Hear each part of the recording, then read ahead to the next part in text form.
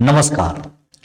आज हम लोग बात करेंगे कि यूपीएससी के लिए ऑप्शनल विषय का चुनाव कैसे करें। How to choose optional subject for UPSC. क्योंकि बहुत सारे ऐसे विद्यार्थी हैं जो ऑप्शनल को लेकर के हमेशा चिंतित रहते हैं कि उनके लिए बेहतर ऑप्शनल सब्जेक्ट कौन सा होगा या कौन सा ऐसा ऑप्शनल सब्जेक्ट है जो ज्यादा स्कोरिंग है या कौन सा ऐसा ऑप्शनल सब्जेक्ट लें जिसका सिलेबस छोटा है। ऐसे बहुत सारी बातों को लेकर के यूपीएससी के स्टूडेंट हमेशा परेशान रहते हैं। इसी बात को लेकर के आज हम लोग बात करेंगे, क्योंकि ऑप्शनल ही एक ऐसा विषय है जो यूपीएससी आपको चुनने का मौका देती है कि आप अपने पसंद का एक विषय लेकर के यूपीएससी की तैयारी में मेंस एग्जाम में दे सकते हैं। एक्चुअली उसके लिए यूपीएससी ने एक लिस्ट जारी की है जिसमें उसने बहुत सारे ऑप्शनल, तकरीबन 48 टू 50 के अराउंड ऑप्शनल विषयों की लिस्ट है। उन्हीं में से एक विषय आपको चुनना होता है। तो इसको लेकर के बहुत ज्यादा कंफ्यूजन, स्कोरिंग को लेकर के, शॉर्ट सिलेबस को लेकर के कि क्या लें, आर्ट्स बैकग्राउंड का विषय लें या अगर हम मेडिकल और इंजीनियरिंग बैकग्राउंड के हैं तो साइंस बैकग्राउंड कर लें। इस बात को लेकर के काफी ज्यादा समस्याएं बच्चों के अंदर बनी रहती हैं। तो आज हम लोग देखो इसी बात को लेकर के बात करेंगे। देखो बहुत ही इंपॉर्टेंट पेपर है ऑप्शनल का पेपर, क्योंकि यूपीएससी 500 नंबर का ऑप्शनल पेपर रखती है और 500 में उसके दो पेपर होते हैं। 250 मार्क्स के ऑप्शनल के दो पेपर होते हैं जो कि आपके स्कोर में, जो मेंस का स्कोर है उसको ऐड करने में काफी मदद करते हैं, वहां पे अंक हासिल करने में बहुत ही वो उपयोगी होते हैं। इसीलिए ऑप्शनल का चुनाव बहुत ही सही और सटीक तरीके से करना चाहिए, क्योंकि ये बहुत ही इंपॉर्टेंट है। अगर बेसिकली हम यहां पे बात करें तो देखो तीन तरीका एक कह सकते हैं, तो आप इन तीन तरीकों से ऑप्शनल के चयन पे ध्यान दे सकते हैं। पहला तो ये कि जिन बच्चों ने ग्रेजुएशन में जो विषय लिया है, मान लो कोई आर्ट्स का विद्यार्थी है, कोई बीए किया है अपने ग्रेजुएशन में और बीए में वो उन्होंने हिस्ट्री, ज्योग्राफी, पॉलिटिकल साइंस या कोई लिटरेचर का विषय अगर उससे इन्होंने ग्रेजुएशन किया है, खासतौर से बीए की बात अगर हम कर रहे हैं, तो अगर बीए में इन विषयों में से कोई विषय है और उस विषय में आपका इंटरेस्ट भी है, एक चीज जरूर ध्यान रखेंगे, ग्रेजुएशन में तो लिया किया, एक तो क्या होता है कि ग्रेजुएशन में आपने पढ़ा तो वहां पे पकड़ मजबूत है और ऑप्शनल विषयों में ये सारे विषय शामिल होते हैं। तो अगर आपका ग्रेजुएशन में उन विषय में पकड़ अच्छी है तो आप उस विषय को रख सकते हैं। दूसरी बात हम बात करें इंटरेस्ट की। इंटरेस्ट में ये देख सकते हैं कि देखो इंटरेस्ट में दो तीन चीजें होती हैं कि आपका इंटरेस्ट कैसे है। अब उदाहरण के लिए मान लो ग्रेजुएशन में आपने जिन विषयों से पढ़ा, अगर आर्ट्स के ही विद्यार्थी हैं तो क्या होता है कि अब उन्होंने मान लो वहां पे हिस्ट्री या ज्योग्राफी से पढ़ा या जो भी विषय से ग्रेजुएशन करी, अब उन विषय में उनका इंटरेस्ट है नहीं, वो यूपीएससी में क्या लें, कोई मजबूरी तो है नहीं, यूपीएससी ने तो ऐसा कहा नहीं है कि आपका ग्रेजुएशन में जो विषय है वो वही विषय लेना है। यहां पे तो आप अपने मनपसंद कोई भी विषय चुन सकते हैं। तो यहां पे अब इंटरेस्ट वाली बात है कि इंटरेस्ट में क्या है तो क्या लें। दूसरी बात, जो साइंस बैकग्राउंड के विद्यार्थी हैं उनका भी इंटरेस्ट है कि वो क्या लें, आर्ट्स में विषय में ले या उनके सामने भी समस्या है कि साइंस के विषय को लें। तो देखो बेसिकली क्या है, इंटरेस्ट का मतलब यह है कि आप जो भी विषय पढ़ रहे हैं, अगर आपने ग्रेजुएशन में वो विषय पढ़ा है, खासतौर से जो आर्ट्स के विषय हैं, अगर आपने उनको ग्रेजुएशन में पढ़ा है और आपका उसमें इंटरेस्ट है तो आंख बंद करके आप उसको ले लें। पहली बात, अगर आपका इंटरेस्ट नहीं है तो मतलब ग्रेजुएशन के विषयों में, तो आप क्या करेंगे कि जो आप यूपीएससी में जो जीएस के विषय पढ़ रहे हैं, जीएस में आपको पता ही है कि आपको हिस्ट्री भी पढ़ना है, जीएस में आपको ज्योग्राफी भी पढ़ना है, जीएस में आपको इंडियन पॉलिटी भी पढ़ना है, ठीक है ना, और जीएस में आपको इकोनॉमिक्स भी पढ़ना है। तो ये सब विषय मतलब जो कोर एरिया है, और भी विषय है जैसे थोड़ा आपको इंडियन सोसाइटी, सोशल जस्टिस भी पढ़ना है, तो इन सब विषय। तो अगर आपको हिस्ट्री, पॉलिटी, ज्योग्राफी इन सब विषयों में अगर इंटरेस्ट आता है, आपको समझ में आता है, और समझ में आने के साथ साथ आप अगर पुराने वर्ष के प्रश्नों को देखते हैं मेंस के, तो आप उसको अगर लिखने में सक्षम हैं, तब आप अपने इंटरेस्ट के अनुसार जीएस के उन विषयों में से जो आपको समझ में आ रहा है आप उसको ले सकते हैं। और तीसरी बात रही ट्रेंडिंग की, कि ट्रेंडिंग में क्या चल रहा है। ट्रेंडिंग का मतलब यह है कि क्या स्कोरिंग है, अभी अभी कौन सा विषय है जो यूपीएससी में ज्यादा मार्क्स जीएस में मिल रहे हैं, कभी कभी लिटरेचर के कुछ विषयों में बहुत ज्यादा मार्क्स आते हैं, तो किसी वर्ष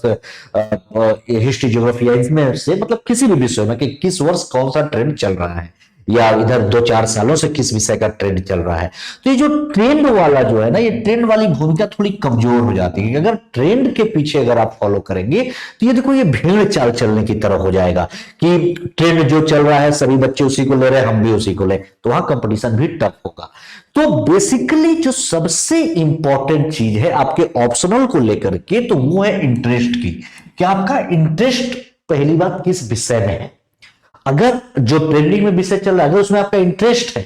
तो वो आप लें। अगर आप बिना इंटरेस्ट के केवल भेड़ चाल की तरह उसी भीड़ में शामिल हो गए तो आपका 2-3 साल खराब कर देगा। फिर 2-3 साल के बाद ऑप्शनल लेने का मतलब फिर आप बदलेंगे, फिर से नए सिरे से तैयारी करेंगे ऑप्शनल की, तो आपका समय ही खराब होगा।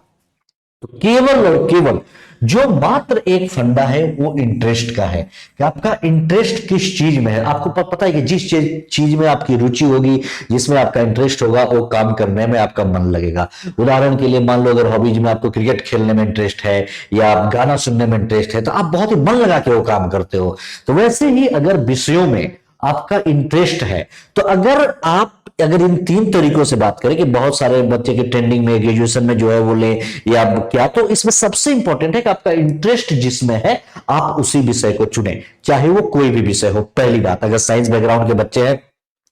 वो साइंस के साथ जाना चाहते हैं, मैथ्स के साथ जाना चाहते हैं, या अपने और किसी स्ट्रीम के साथ जाना चाहते हैं, उनमें उनका इंटरेस्ट है और उन्होंने अपने ग्रेजुएशन के दौरान उनको अच्छे से पढ़ा है, तो वो बिल्कुल उस विषय को ले सकते हैं। देखो क्या होता है ना कि मेहनत करनी होती है। अगर आप सही तरीके से मेहनत कर रहे हैं और मेहनत के साथ साथ जो आप पढ़ रहे हैं वो आपको समझ में आ रहा है, और जो पुराने साल के प्रश्न आए हैं अगर आप उनको लिखने में सक्षम हैं, तो आपके मार्क्स आ जाएंगे।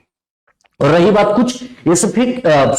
स्पेसिफिक ऐसे विषय कि ऐसा कौन सा विषय है जो लेना चाहिए, तो देखो लेने चाहिए में बहुत ज्यादा ऐसा नहीं है। बहुत सारे साइंस के भी ऐसे बच्चे हैं जो आर्ट्स लेना चाहते हैं, और आर्ट्स के बच्चे तो ज्यादातर क्या वो आर्ट्स के ही विषय अपने ऑप्शनल्स में रखते हैं।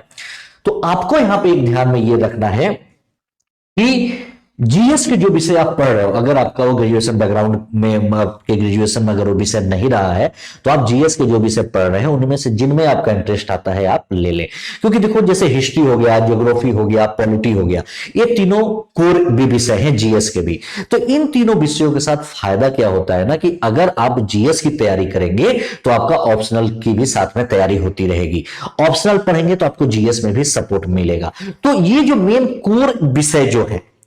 जो कि हमेशा एक ऑन एन एवरेज मार्क्स बना करके रखते हैं यूपीएससी में, उतार चढ़ाव होता है थोड़ा मोड़ा लेकिन बहुत ज्यादा नहीं। तो ये सब विषय जैसे सोशियोलॉजी हो गया, हिस्ट्री, ज्योग्राफी, पॉलिटी, मतलब पॉलिटी यानी पॉलिटिकल साइंस, क्योंकि जीएस में तो इंडियन पॉलिटी है, आप ऑप्शनल लेंगे तो पॉलिटिकल साइंस होगा, उसमें कुछ थिंकर्स वगैरह पढ़ने होंगे। सोशियोलॉजी जैसे इधर इंडियन सोसाइटी पढ़ते हैं तो उसका हेल्प आपको सोशियोलॉजी में मिलेगा, उसमें कुछ एक्स्ट्रा थिंकर्स वगैरह पढ़ने होते हैं। तो देखो ये चीजें हैं, अगर आपको ऐसा लगता है, कुल मिला जुला के एक फंडा, एक तो इंटरेस्ट है, इंटरेस्ट के साथ साथ अगर आप पुराने प्रश्नों को स्वयं से पढ़ करके अगर आपको क्लिक करता है पुराने साल के आए हुए प्रश्नों में से, अगर आप 5-6 की पॉइंट भी अगर लिख लेते हो कि इसमें हाँ ये होना चाहिए, तो वो विषय आपको आंख बंद करके ले लेना चाहिए।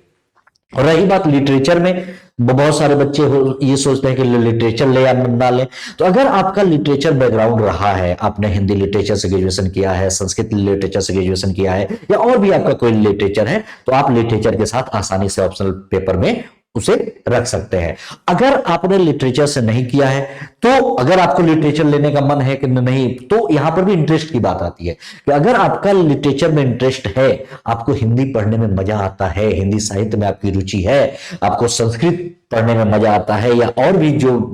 हमारे लिटरेचर विषय है, अगर आपको उसका पता है तो आपको बिल्कुल लेना चाहिए। और बहुत सारे जो रीजनल लैंग्वेज के जो स्टूडेंट हैं, उन्हें तो अपनी भाषा में, जैसे इंटरेस्ट के ऊपर है, मैं बता रहा हूं कि अगर आप उसमें लिख लें, पुराने साल वर्षों के प्रश्नों को अगर आप सॉल्व कर लें, तो ही यह आपके लिए ऑप्शनल के लिए सबसे आसान तरीका है चयन करने का। तो इसमें बहुत ज्यादा परेशान होने की जरूरत नहीं, चाहे साइंस बैकग्राउंड के बच्चे हो चाहे आर्ट्स बैकग्राउंड के बच्चे हो। चयन ऐसे ही करना होगा कि एक तो आपका इंटरेस्ट हो, और इंटरेस्ट के साथ अगर आप पुराने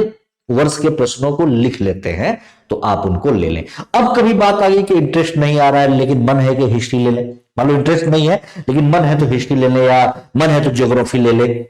या वो मेरा दोस्त ले रहा है तो ले ले। तो आपका दोस्त ले रहा है या आपके साथ वाला ले रहा है तो इस एवज में तो ऑप्शनल कभी नहीं चुनना है। लेकिन मान लो अगर 1 मिनट के लिए आपको इन सब विषयों में इंटरेस्ट नहीं आ रहा है और जिस विषय में आपका इंटरेस्ट आ रहा है आपको अगर ऐसा लगता है कि वह कम स्कोरिंग है, ऐसा ट्रेंड चला आ रहा है, लोग ऐसा कह रहे हैं, समय खराब हो जाएगा, तो देखो ऐसे समय में आप जीएस के उन विषयों के लिए जा सकते हो जैसे मैंने बताया ना, जो बड़े विषय हैं जैसे हिस्ट्री हो गया, ज्योग्राफी हो गया, पॉलिटिकल इंडियन पॉलिटिक्स से जुड़ा हुआ जैसे पॉलिटिकल साइंस हो गया, तो ये आप बिल्कुल ले सकते हो। क्योंकि मैंने बताया ना कि अगर आप यहां पे पढ़ोगे तो आपको ऑप्शनल में मदद करेगा, ऑप्शनल में पढ़ोगे तो जीएस में मदद करेगा। लेकिन हमेशा किसी भी ऑप्शनल को चुनने के पहले एक चीज जरूर ध्यान में रखना कि ऑप्शनल के विषयों को देखो और विषयों के बाद उनके सिलेबस को देखो और सिलेबस के बाद पुराने साल के प्रश्नों को देखो। अगर आपको लगता है कि नहीं ये विषय है जो आप अच्छे से कर सकते हो, या मान लो आप 4 विषयों में चुन रहे हो, इन चारों में आपको लगता है कि नहीं इस पे आप इन सबसे ज्यादा दे सकते हो, आपको समझ में आ रहा है, आप इस पे ज्यादा बेहतर फील कर रहे हो, महसूस कर रहे हो, आंसर राइटिंग कर लोगे, तो आप आसानी से उन विषयों को चुन सकते हैं। तो केवल देखो सिंपल सा यही फंडा है, ऐसे ही आपको अपने ऑप्शनल विषय को चुनना है, तो बहुत ज्यादा परेशान होने की जरूरत नहीं है। तो चलिए फिर मिलेंगे अपने नेक्स्ट सेशन में, तब तक के लिए धन्यवाद, नमस्कार।